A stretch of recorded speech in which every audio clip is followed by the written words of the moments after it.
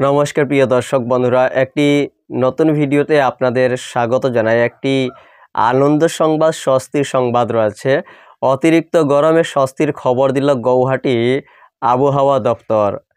আজ রাতে ধুবড়ি, দক্ষিণ শালমারা, মানকাচর, কোকড়াঝাড়, শ্রীভূমি, হাইলাকান্দি, কাছাড়, ডিমা হাসাও, পশ্চিম কার্বি আংলং, বিশ্বনাথ, গোয়ালপাড়া, তিনসুকিয়া, ডিব্রুগড়, চড়াইদেও, শিবসাগর এই মোট 14 জেলায় বৃষ্টি এবং বজ্রবিদ্যুৎ তৎসঙ্গে 40 কিলোমিটার বেগে বাতাস বইবে বলেও গৌহাটি আবহাওয়া দপ্তর থেকে পূর্বাভাস জারি করা হয়েছে। খুবই স্বস্তির খবর।